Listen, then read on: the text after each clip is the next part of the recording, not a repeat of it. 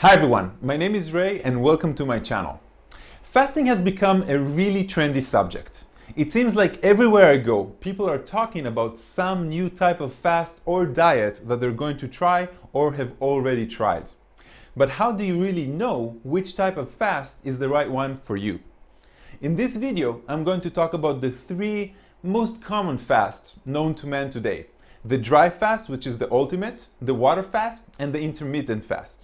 I'm going to explain the differences and the benefits between all of those. Also, as a disclaimer, I am not a health professional. My advice is based off my own experience and the experience of all my students. So please consult with your doctor or with Dr. Google first. And of course, if you've already tried fasting, please share your experiences in the comments below so that others may gain from your own experience.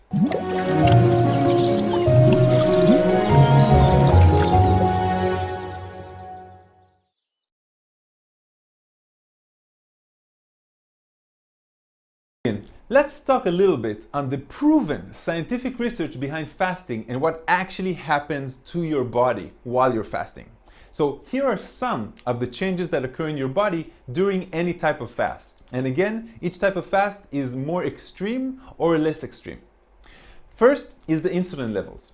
The blood levels of insulin drop significantly while you're fasting, which actually facilitates fat burning. The second is the blood level of the growth hormone, which can increase up to as much as 5-fold. Higher levels of this type of hormone help fat burning and muscle gain and have a lot of other benefits.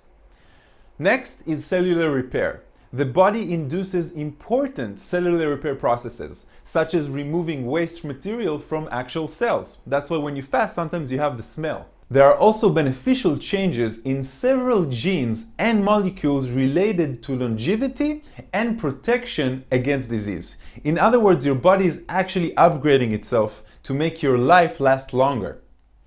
Next is that several studies in rats have actually shown that fasting may increase the growth of new nerve cells, which should benefit all brain functions. Now, of course, everything that I just mentioned is all proven scientifically and is without a doubt. And any fasting, of course, will eliminate free radicals, will change the cholesterol levels of your body and the inflammatory markers. And of course, what is good for the body is good for the heart and it's good for the brain. Never forget the mind, body, spirit connection. You can never work on just one. It means that when you're working on your body, you're working on your spirit and on your mind as well. They always come together and you always have to maximize all of them to reach your true potential.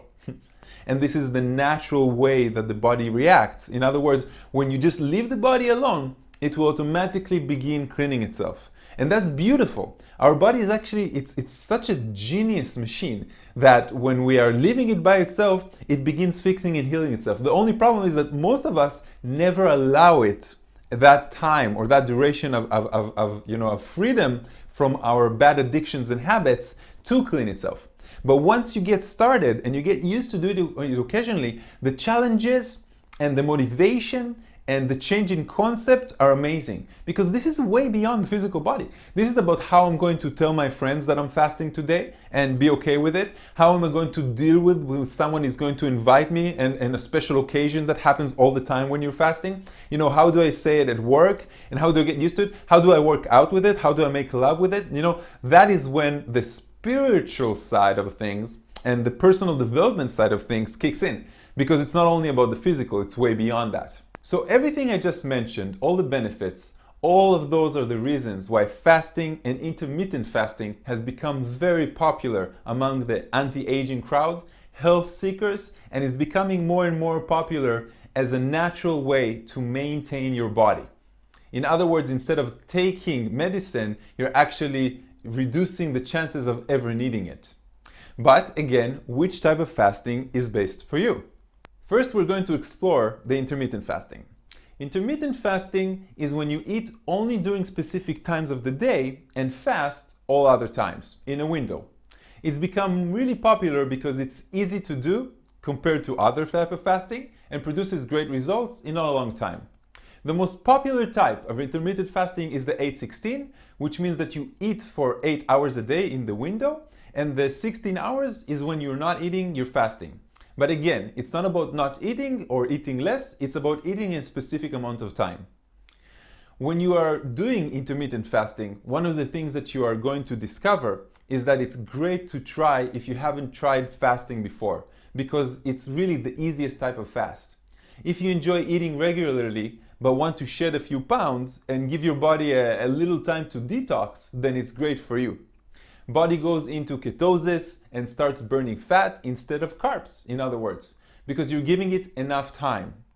The downside is that you don't get to the place that you are in a full detox, okay? And the full detox benefits we're going to talk about in the dry fast. I would recommend intermittent fasting for someone that's just beginning, but again, if you want to explore the full detox options, then water and dry fasting. So let's start with water fasting. Water fasting means that you're drinking only water. And when we're talking about water, we're not talking about the tap water, okay? There's different levels of cleanness of water. For example, I distill my water. Some people use reverse osmosis, although it's not that recommended. Some people add structured water. Good mineral water is also, usually it's quite good, but some people say that if you're drinking out of the plastic bottle, it's not necessarily good. But it's up to you if you feel good with the water. Now, the beauty of it, and this is something most people don't understand, is that when you're drinking regularly because you're eating regularly, most of the water that the body uses is to cleanse out the system of the food that you actually ate. In other words, the food just came into the body, you ate an apple, and the little bit is what the body actually needs, and the 90% is something that is left in the body, and the water is just used to cleanse it. Now, of course, the water is used for other systems as well. But the body, or what I'm getting to, is that you don't need a lot. You need a couple of glasses of water a day, and that's it. And that's all the body actually needs. And people who are very, very developed in the breatharian initiations and processes, the body will actually know how to take that water from the humidity in the air. In other words, the air has humidity that you're breathing all the time. Your pores can open up, and the body will know how to take it by itself. But when we're talking about water fasting, the base usually will be 2 days. Water fasting is great to try if you're interested in a more serious detox, much better than an intermittent one, and just a little bit below the dry fasting. It clears out your senses, it's nicer skin, better hair, more clarity of thought, and this is something that's very important because you're not thinking about anything. Dry fasting is the most powerful type of fast. However, don't take them lightly. It's important that dry fasts are done properly, otherwise they can be very, very dangerous. Dry fasting is great to try if you already have some experience with water fasting and are interested in a more serious cleanse and detox. And like I said, it's 1-to-3 ratio. Gotta tell you that if you're just beginning, you might feel the different detox symptoms. And the detox symptoms in the beginning are not that pleasant. It means that you're gonna have a little bit of low blood pressure. It means that you're gonna feel, if you're addicted to coffee or cigarettes, you might have a headache. It means that you're going to be a little bit more tired. But water fasting is much easier than dry fasting. So that's why most people begin with that. Now, in the beginning, because it's more of a mental struggle to do the water fasting itself, think about replacing your meals with just a glass of water. So if you do feel hungry, and hunger will come, you're just drinking a glass of water each time. And you will notice that because your mind is already set on doing whatever it is that you want to do, 2 days or 3 days or 4 days, your body will actually not make you feel that hungry. It will understand and it will begin the preparation of the detox. So most people will go on 2 or 3 days for the beginning.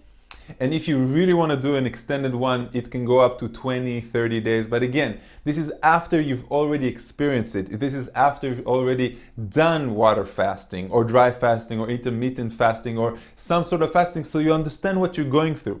If you're just watching this, and the ratio is usually the 80-20. 80% watch it, but 20% actually do something about it. The experience itself is beyond the words that you're going to hear from me. The experience itself, it will show you that you don't really need food that much, and playing around with it, and it will keep a healthy body. And all those health benefits that I talked about in the beginning of the video, you're gonna get them, but especially if you keep a routine of doing, a weekly fast or a monthly fast. Me, before I became a breatharian, I had one weekly fast, once a week, 1 day of dry fasting, and sometimes I did water fasting. Now it's all about the different levels of extremity. And here we're going to move to the dry fasting. So 1 day of dry fasting is equal to about 3 days of water fasting, cleanse-wise. So I'm talking about the toxins that are coming out. And that means, by the way, that you might smell a little bit bad because the body is actually cleaning itself. And I have already created one video that is very popular today about dry fasting, but dry fasting is the ultimate.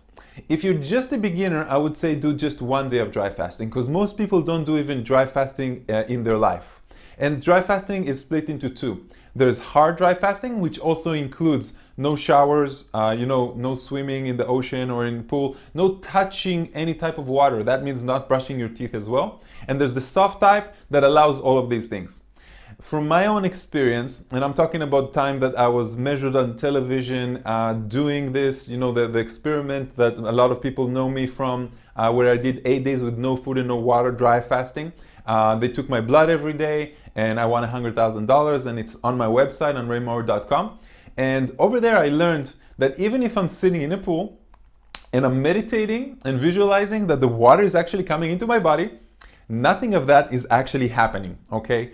What happens is that the water will enter under your skin, just like when you're washing the dishes or you're doing something that you're a long time with water, and I'm talking about sweet water, and after a while it will just go out. In other words, it doesn't go into the blood system, okay? And I've tried that. I measured myself before I went into a pool with a scientific measurement device, and I had doctors following me, and I had blood tests every day, and they checked all these things, and what I saw is that it doesn't really matter. I can tell you from seeing all my students and from guiding people through dry fasts, like groups of dry fasters, is that being in the frequency of water really helps. So it doesn't matter how you're fasting. If you're dry fasting, if you go to a river and shower in the river, if you're taking a shower, it will make you feel much better, because it's really not about the physical, it's about the energy itself. Your body misses the touch. The water, just like everything, has a radiance around it. Like human beings have an aura, and the planet has an aura. It's a field of energy. So when you're in the field of energy of a particular element, you're actually feeling a little bit better. So it does help. Now, there's a lot of things I can tell you about dry fasting. It's really up to you. I would begin, because I'm kind of like an extremist, and I know intermittent fasting is kind of mild, and I know that water fasting is kind of mild. I would do 1 day of dry fasting just to test it out. If you're looking for a lifestyle, then either choose the intermittent as a lifestyle, doing it every day, because what you have is an actual short dry fast, which will begin a cleansing and would sort of like touch it. And then with time, because you're doing it every day, it cleans a little bit more and a little bit more and a little bit more. If you're looking for a lifestyle of eating whatever it is that you want and occasional cleansing yourself, then I would do a weekly regular food, and in the end of the week, just 1 day of dry fast or water fast, or even a couple of days of water fast. Because again, like I said, 1 day of dry fasting is equal to about 3 days of water fasting.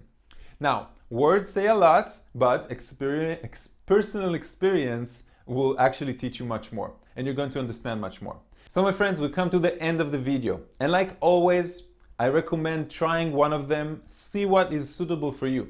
Nothing on the internet is going to tell you exactly what is the best for you. So if you enjoyed this video, please like it, subscribe to my channel, and I will see you in my next video.